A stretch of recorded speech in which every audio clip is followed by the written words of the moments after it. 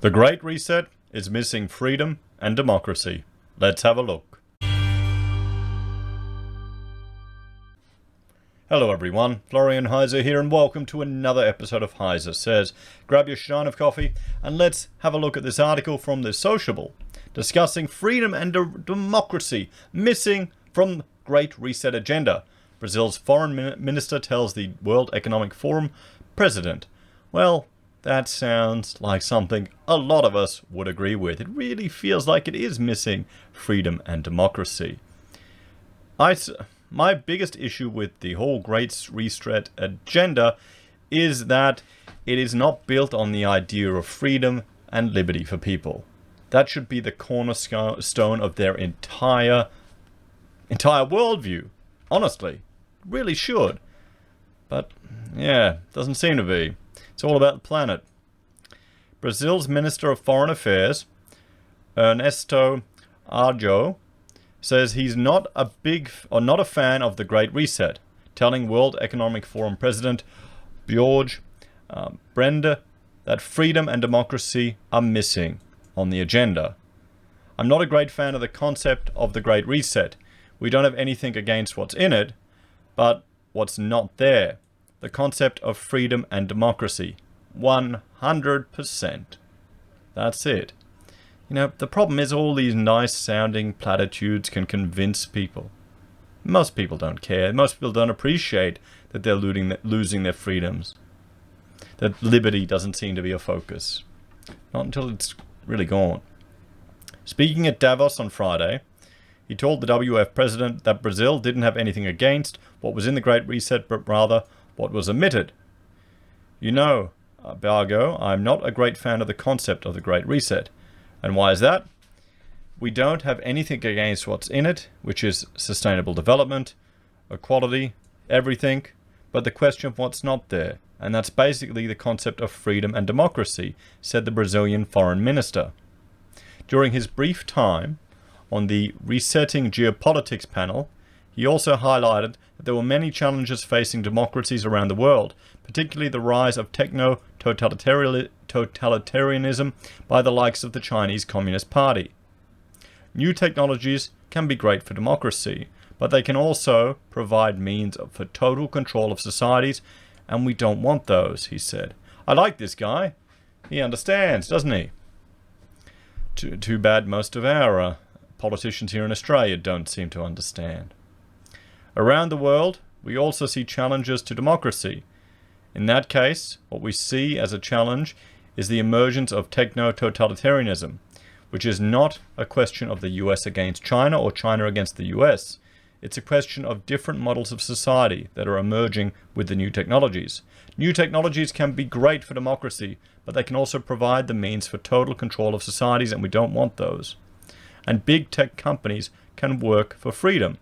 They can also be instruments for totalitarian control, and that's the challenge we would like to address together with the US and other democratic partners, he added.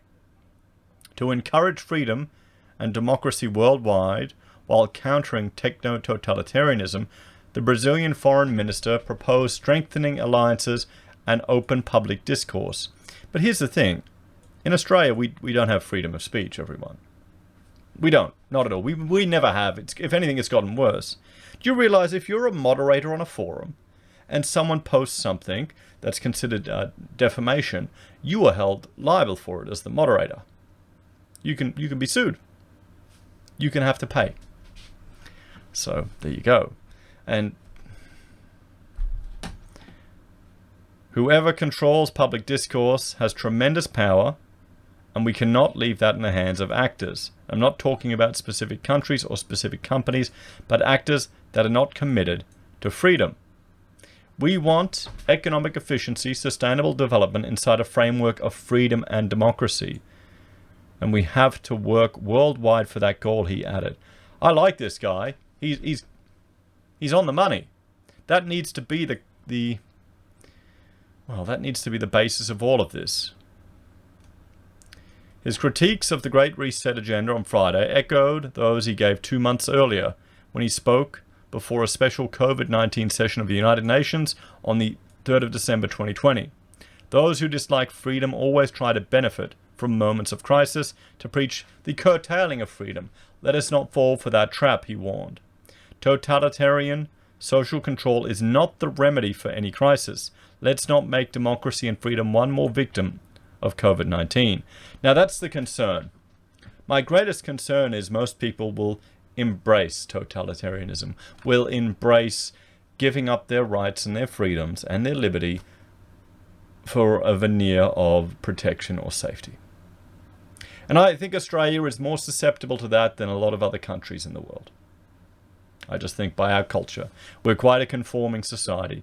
We're quite, well, just look at all the Karens that were dobbing in their neighbours, guys. We're meant to be a bunch of larrikins. We're a bunch of tall poppy syndrome, tearing down whingers that dob in the neighbours to the council if their bins are out too long. What do you think? You think that's an accurate statement of Australians in the 21st century? Have we lost our heritage? The following day, Brazil's Minister of Foreign Affairs clarified that he was speaking to the UN about the Great Reset when he said, no, not the Great Reset in a tweet. The pandemic must, no to the Great Reset. So, the Great Reset will dramatically expand the surveillance state via real-time tracking, from Ron Paul. At the beginning of January, former US politician Ron Paul also rebuked the Great Reset agenda shortly before he was temporarily restricted from Facebook. How ironic. He warned that the Great Reset was about expanding government power and suppressing liberty worldwide. The Great Reset will dramatically expand the surveillance state via real-time tracking, said Paul. It will also mandate that people receive digital certificates in order to travel and even technology implanted in their bodies to monitor them, he added. That's the next, well, that's the dystopian future that could occur. And, you know, it's not going to be through some nefarious means. It won't be. People will line up happily to take their tracking chip. You know, they'll accept it. And I don't think it'll be the next 5 years, 10 years. Maybe it'll be the next generation. It'll be slowly, you know. Because you want to track us, everyone can. You know, right now, you got your phone. You know. After many years of planning, the Great Reset agenda was officially launched by the WF on June 2020 as a top-down, technocratic initiative to revamp all aspects of our societies and economies. And they've got more coverage of it down below, and we've discussed that on this channel in several videos.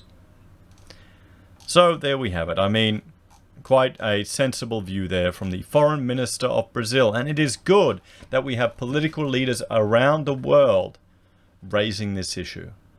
And it would be better if we had more people here in Australia also raising this issue, and people in other countries raising these issues. Do we want a Great Reset? Well, you know what? It would be good if we had a Great Reset, but a focus on freedom, democracy, and I would say liberty. And maybe even, why don't we look at having a currency that's backed by something real, so the government can't cause all these business cycle problems and cause these inflations through artificially increasing money supply, and people have to be sensible. But I can't see that happening. Maybe I'm really dreaming there. What do you all think, everyone? Let me know your thoughts and opinions in the comments down below. Please like, share, and subscribe to the channel. If you're a fan and enjoy the content I find and cobble together here, there are a few ways you can support us. You can join us on YouTube or Patreon. Support us using our affiliate links from Amazon, eBay, Independent Reserve, or AussieBroadband.